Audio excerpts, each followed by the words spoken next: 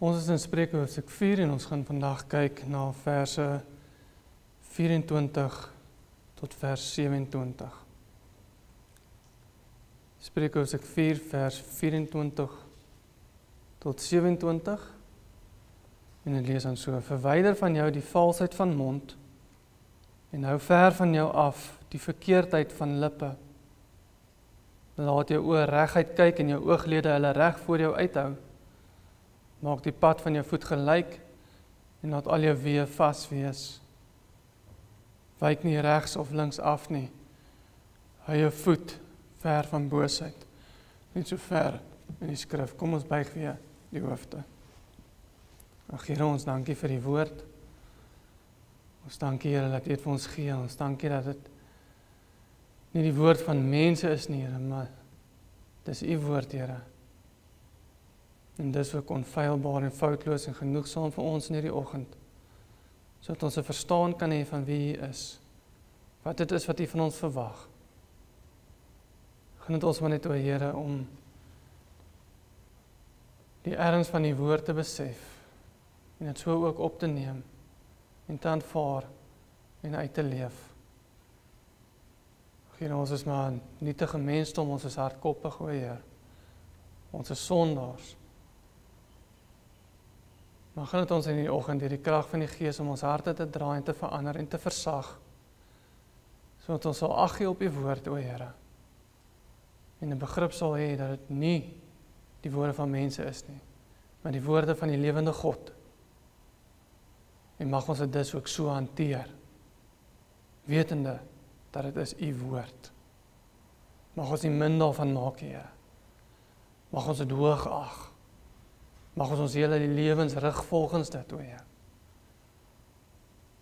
Maar lei ons asseblief, o Here, om dit so ook te volg dan, ter eer en verheerliking van U heilige naam. Amen. Nou, ons laasweek begin met die 7de lesing van Salomo, waar Salomo ons aanmoedig om sy woorde, wat ook niks anders is as God se woorde, in ons harte te bewaar. En wat hy veral op klem lê, is die feit dat die bewaring van God se woord al ons sintuie of ons hele wese, of althans ons vermoëns, insluit. Hy noem, soos ons laas gesien het van vers 20 af, die oor, die hart, die oë, die ooglede word genoem, die hele liggaam word genoem, die mond word genoem, lippe, en ook die voet word genoem in hierdie laaste verse vanaf vers 20 af tot die einde van die hoofstuk. Met ander woorde, al ons fakulteite, soos die Engelsman dit noem, werksaam en word ingespan in hierdie teksgedeelte, by die bewaring van God se woord in ons hart. En die afleiding wat 'n mens kan maak, is dat gehoorsaamheid aan God se woord en die bewaring daarvan nie net 'n geestelike of abstrakte oefening is nie, maar iets wat baie prakties uitgevoer word. Met ander woorde, dit is 'n beoefening van geloof, wat jou oë en jou ore en jou voet en jou mond en jou hele liggaam inspan, om daaraan gehoorsaam te wees ter eer en verheerliking van die naam van die Here. En ons sal baie vinnig oplet dat ons geloof dis 'n baie praktiese uitwerking het. En ons sal oplet dat waar ook al mense bestraf word in die Bybel, dit is as gevolg van praktiese dinge wat hulle nie gedoen het nie, of verkeerde dinge wat hulle wel gedoen het. En ons sal oplet dat waar die Here weer praat van die goed van mense, of goed van mense praat, dit juis is omdat hulle die praktiese of letterlike dinge gedoen het, wat die Here van hulle vereis het, of omdat hulle weggebly het van die dinge waarvan hulle moes weggebly het. Wat beteken dat wanneer jy jou hart bewaar, meer as alles anders, soos wat Salomo sê, ons moet doen, dan gaan dit ook oorlopend wees in jou gedrag en in jou hele optrede. Want jy kan nie die hart 'n abstrakte idee maak, wat nie 'n baie letterlike uitwerking het op die fisiese en die praktiese lewe nie. En daarom, wanneer ons lees in vers 23, soos ons laasweek gesien het, bewaak jou hart meer as alles wat bewaar moet word, want daaruit is die oorspronge van die lewe. Het ons gesien dat die Hebreëse woord daar vir oorspronge in die res van die Ou Testament 90% van die tyd vertaal word as een of ander grens. Wees dit nou 'n stadsgrens, of wees dit nou 'n landsgrens? Wat beteken dat om die woord van die Here te bewaar, gaan ons vir ons baie praktiese grense stel, waarbinne ons ook moet lewe. En ons sal dit baie moeilik vind om voorbeelde uit die Bybel te kry, waar mense nie geseën was, of gestraf was, bloot net omdat hulle op 'n praktiese vlak die gebooie van die Here bewaar het, of dit nie bewaar het nie. Om praktiese voorbeelde te noem. Adam en Eva eet van die vrug waarvan hulle nie mag eet nie, en hulle word gestraf. Dis prakties. Hulle het 'n vrug geëet, wat hulle nie mag geëet het nie. Dis hoe eenvoudig dit was. Kain vermoor vir Abel. Noag bou 'n ark. Moses lei die volk uit Egipte. Josua is braaf genoeg om Kanaan aan te val, terwyl die res sê nee. Rut bly getrou aan Naomi en keer saam met Naomi terug na die land van Israel. Dawid pleeg moord aan die een kant, aan die ander kant vertrou hy weer op die Here om Goliat te verslaan. Praktiese dinge. Eli tugtig nie sy seuns Hofni en Finehas nie, en die Here verwyder die priesterampt van hulle af vir al hulle geslagte. Want hy het daai praktiese ding nie gedoen nie. Hy het nie sy seuns bestraf nie. Judas Iskariot verraai vir Jesus. Jesus sê vir die ryk man om al sy besittings te verkoop. Ananias en Safira jok vir die disippels oor hulle wins. Maria breek die albaste fles met die dierolie, soos ons gesien het. En die lys gaan aan en aan. Ek kan duisende praktiese voorbeelde gee van of ongehoorsaamheid of gehoorsaamheid. Dit wat die Here bestraf het of dit wat sy goedkeuring weggedraai het. Maar wat ons sal oplet is dat hierdie mense se geloof of die tekort daarvan nie 'n abstrakte konsep is of uit 'n abstrakte konsep bestaan nie, maar inteendeel baie prakties is. En hulle het of binne die grense gebly van God se woord, of hulle was buite dit. Mense vergeestelik die geloof nie om meer geestelik te wees nie. Dis nie hoekom mense die geloof so vergeestelik nie. Mense vergeestelik die geloof nie om meer geestelik te wees nie, maar so dat hulle nie gehoorsaam hoef te wees nie. Hulle maak die geloof hierdie abstrakte ding, waarby niemand kan uitkom of niemand regtig kan definieer nie. En hulle doen dit als in die naam van geestelik wees, of geestelik volwasse wees. Maar hulle vergeestelik het bloot, sodat hulle nie gehoorsaam hoef te wees aan die eenvoudige woord van die Here nie. Aan dit wat die woord so ooglopend van ons vereis nie. Dis al hoekom hulle dit so vergeestelik, sodat geen mens meer die geloof kan definieer nie. Mense vergeestelik die geloof buite die perke van wat die Bybel as geestelik self definieer. Moes Noag meer in tale bid, sodat hy geestelik volwasse kon wees? Nee, hy moes 'n ark bou. Dis al wat hy moes doen. Hy moes net die ark gebou het. En vertrou het dat daar reën op pad is oor 120 jaar. Want dis hoe lank het hom gevat het om die ark te bou. Moes Ananias en Safira meer profetiese drome kry? Nee, hulle moes net nie jok vir die disippels nie, dis al. Oor die wins wat hulle gemaak het.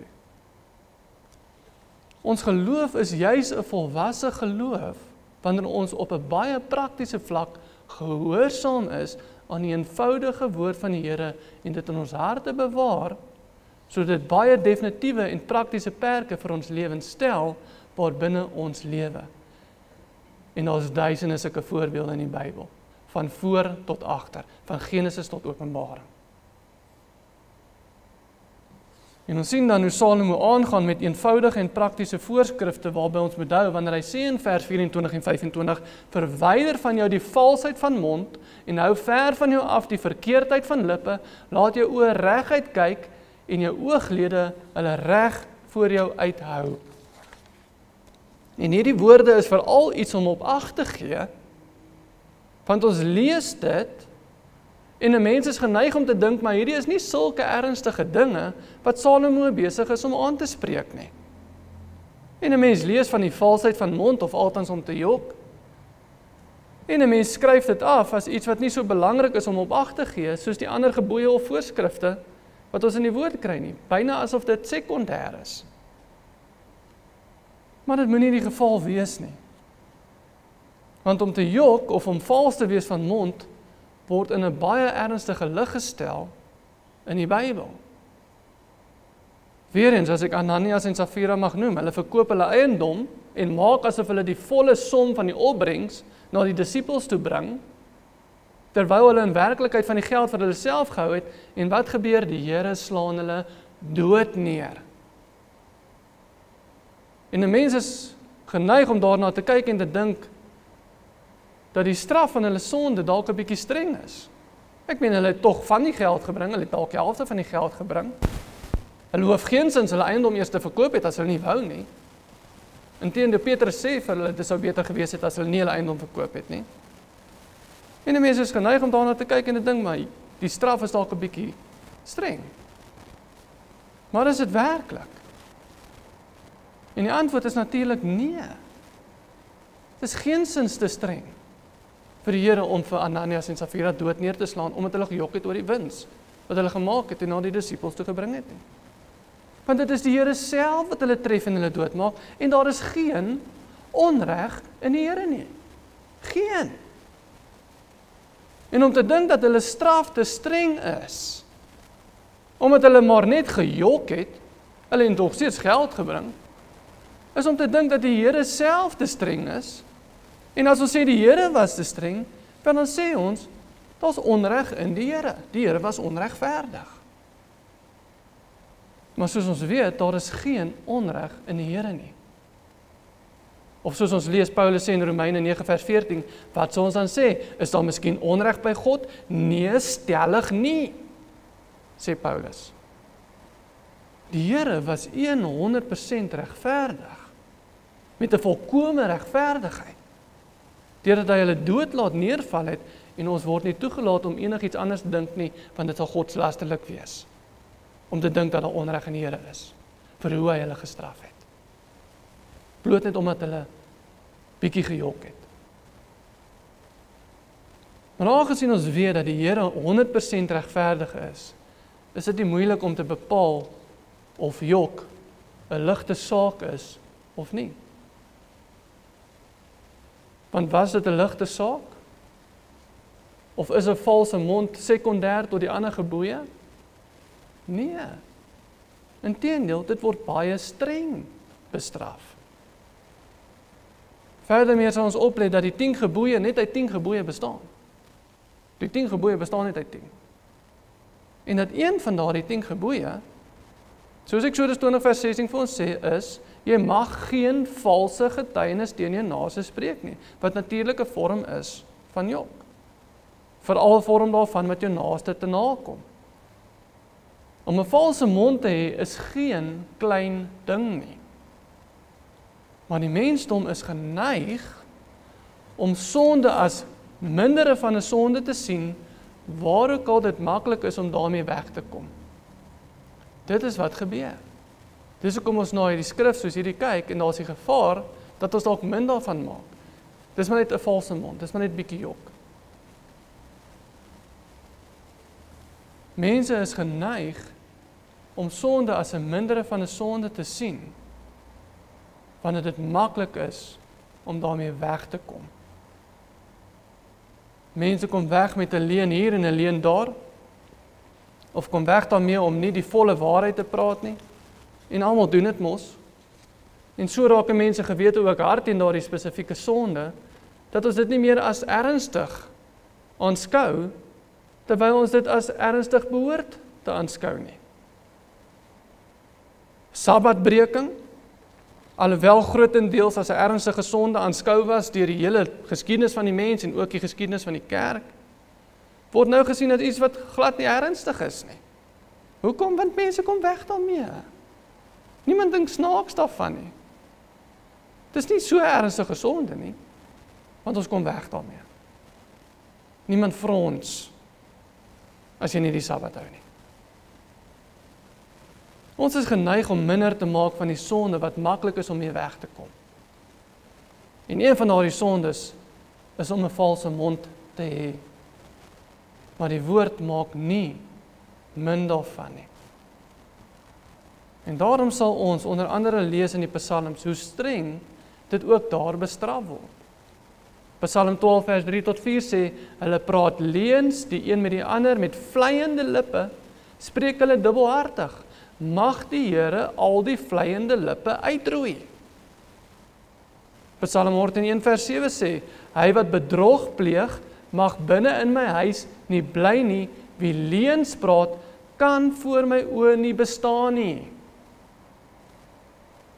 Psalm 119 vers 118, u verag almal wat van die insettinge afdwaal, want hulle bedriegery is leuns. 'n Valse mond is geen klein sonde nie. Want soos die Here ook sê, wie leuns praat, kan voor my oë nie bestaan nie. Jy kan nie. Ons sien ook in Johannes hoofstuk 8, waar Jesus die Jode bestraf, omdat hulle self regverdig, deur om te sê dat hulle die nageslag van Abraham is. Hulle is mos die nageslag. En Jesus vir hulle sê dat dit nie Abraham is wat hulle vader is nie, maar dat hulle vader niemand anders is as die duiwel nie. En Jesus sê dan in Johannes 8 vers 44, julle het die duiwel as vader, en die begeertes van julle vader wil julle doen. Hy was 'n mensemoordenaar van die begin af, en staan nie in die waarheid nie, omdat daar in hom geen waarheid is nie. Wanneer hy leentaal praat, praat hy uit sy eie, omdat hy 'n leienaar is, en die vader daarvan. En wat interessant is die twee gruwels, wat Jesus uitsonder, waaraan die duiwel geken word. Naamlik, hy is 'n moordenaar, of 'n mensemoordenaar, soos Jesus sê. Dis die een gruwel, wat die Here koppel aan die Satan self. Maar tweedens, hy's 'n leienaar.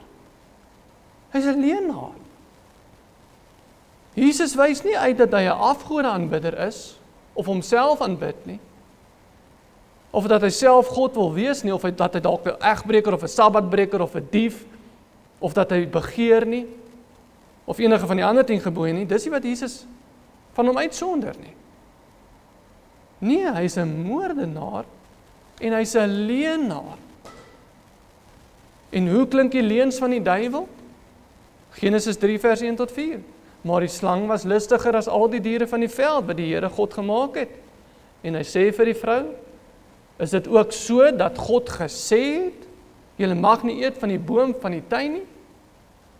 En die vrou antwoord die slang, van die vrugte van die bome in die tuin mag ons eet, maar van die vrugte van die boom wat in die middel van die tuin is, het God gesê, julle mag daarvan nie eet nie, en dit nie aanroer nie, anders sal julle sterwe. Toe sê die slang vir die vrou, julle sal gewis nie sterwe nie. Hoe klink die leuns van die duiwel? So klink die leuns van die duiwel.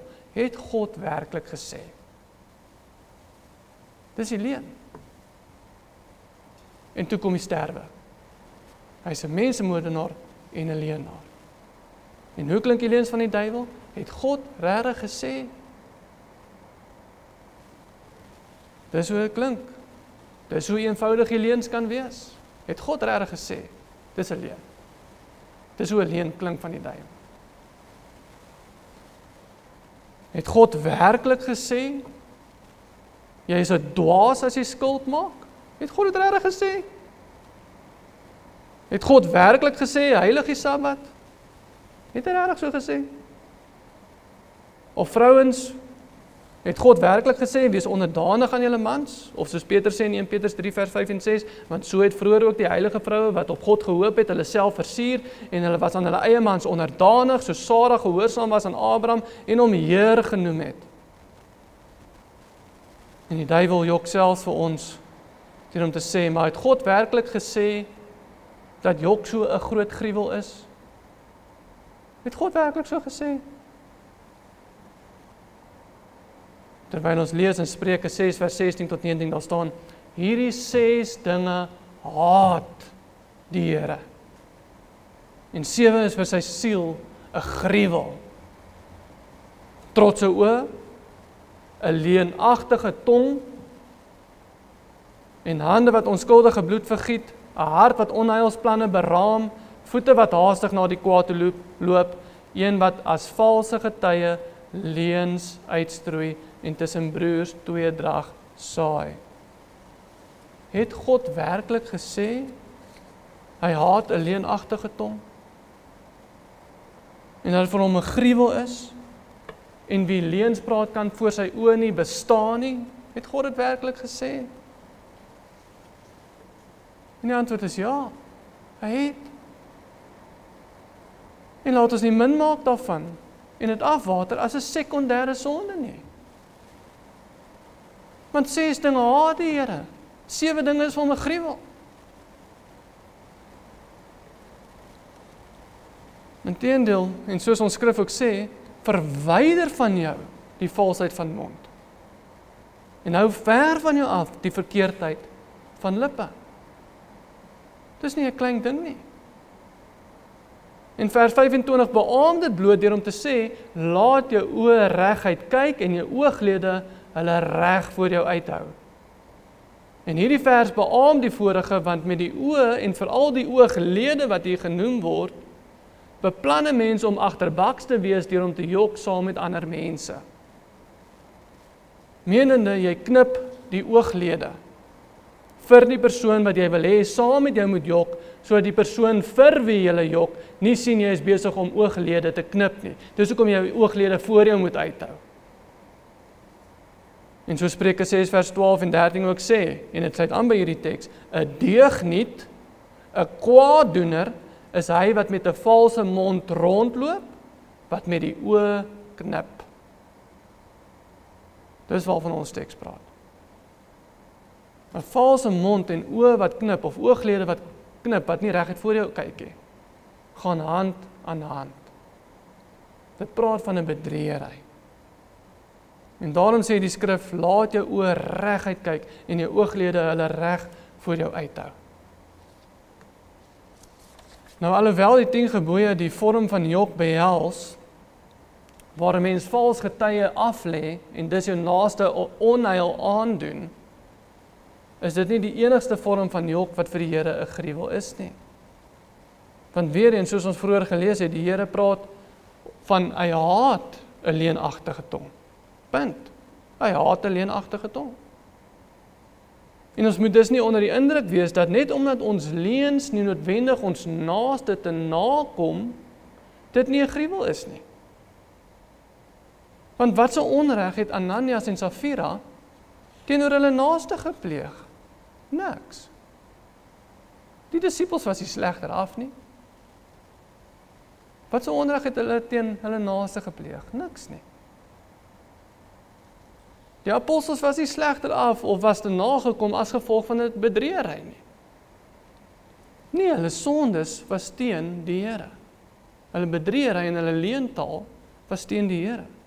Want soos Petrus vir Ananias sê in Handelinge 5 vers 4, waarom is dit dat jy hierdie saak in jou hart voorgeneem het? Jy het nie vir mense gelieg nie, maar vir God. Wat beteken dat alhoewel die 10 gebooie leentaal uitsonder wat 'n valse getuie teen jou naaste behels, dit nog steeds so groot gruwel is om te jok, selfs al raak dit niemand aan nie. En selfs al kom jy niemand te na nie, want jy sondig teen die Here. Jy tree op teen sy wil.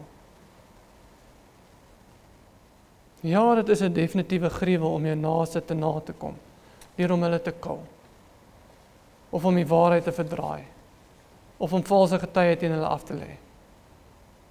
Maar om voor te gee, om die Here te volg, en vir Ananias en Safira wat voorgee om soos Barnabas te wees, wat wel al die opbrengste gebring het van die eiendom wat hy verkoop het. Hulle gee bloot net voor om soos Barnabas te wees wat het wel gedoen het. Om voor te gee is net so 'n groot gruwel, indien jy nie werklik die Here volg nie. Om voor te gee, jy is 'n Barnabas, terwyl jy eintlik Ananias en Safira is net so 'n groot gruwel in die oë van die Here.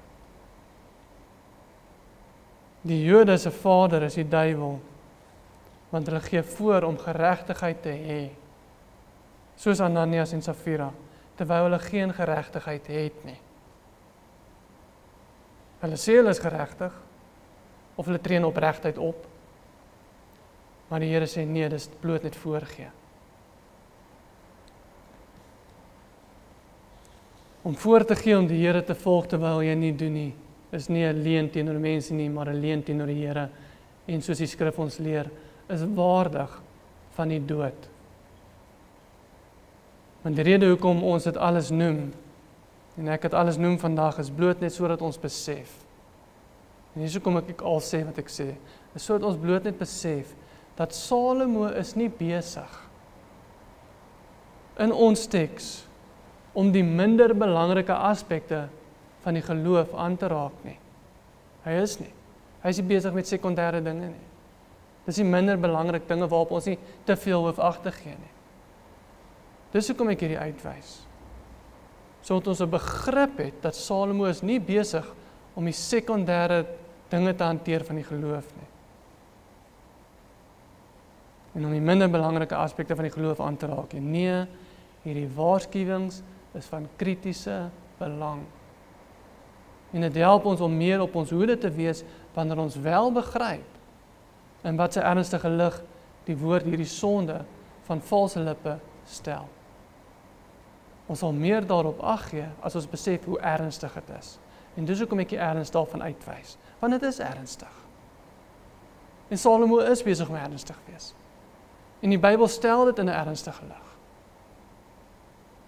En as ons besef hoe ernstig die Bybel dit hanteer, hoe ernstig dit vir die Here is, want dan sal baie groter kans dat ons dit ook ernstig sal hanteer. Want ons moet. En soos ons teks dan aangaan om te sê in verse 26 en 27, maak die pad van jou voete gelyk, en laat al jou weë vas wees. Wyk nie regs of links af nie, hou jou voet ver van boosheid. En hierdie sal natuurlik die geval wees, indien ons nie ag gee op die leuns van die duiwel nie. As ons nie ag gee op die leuns van die duiwel nie, dan sal hierdie die geval wees in ons lewens. Nie net moet daar nie valsheid in ons eie mond wees nie, ons moet ook nie ag gee op die leuns van die duiwel en op die leuns van ons eie harte nie. Want soos Jeremia ook sê in Jeremia 17 vers 9 van ons eie hart, bedrieglik is die hart voor alle dinge, ja verdorwe is dit, wie kan dit ken? Want dit was toe Adam en Eva ag gegee het op die leuns van die duiwel, dis toe hulle ag gegee het op sy leuns, maar het God werklik gesê. Dis toe hulle ag daarop gegee het, dat die pad van hulle voete nie meer gelyk was nie, soos ons skrif sê. En dat hulle weë nie meer vas was nie. En dat hulle regs en links afgewyk het. En dat hulle voet die boosheid betree het. Al die dinge waarvan ons teks vandag praat. Vers 26 en 27 van ons teks is die einste dinge waaraan Adam en Eva skuldig geraak het. Nie toe hulle self gejok het nie, maar toe hulle op leuns begin ag gee het. Naamlik het God werklik gesê. Maar hoe kan ons weer vas wees? Sodat ons nie ag gee op die leuns nie. Hoe kan ons weer vas wees? Alleenlik, wanneer ons kan sê, ek weet vir 'n feit, dit is wat God gesê het. Dan sal jy weer vas wees. Dan sal jy nie afwyk nie. Dan sal jy nie die boosheid betree nie.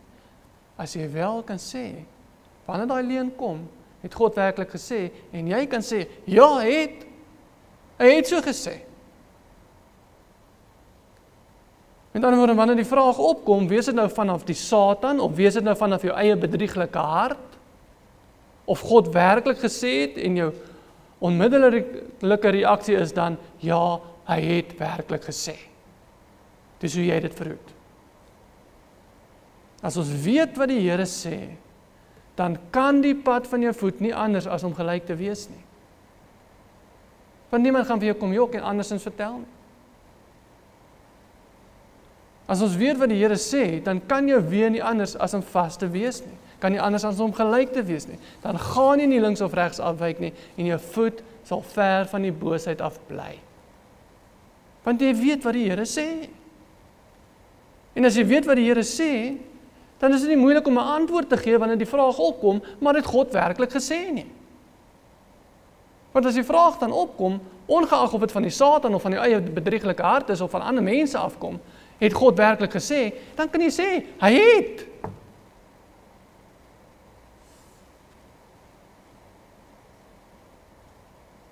Laat ons nie bedrieg nie, laat ons nie 'n mond van leentaal hê nie, en laat ons ook nie bedrieg word nie. Want as ons bedrieglik optree, dan is ons vader niemand anders as die duiwel, wat die vader van leuns is nie. Dan is hy ons vader. As ons voorgee, is ons vader niemand anders as die duiwel wat voorgee om 'n engel van die lig te wees nie.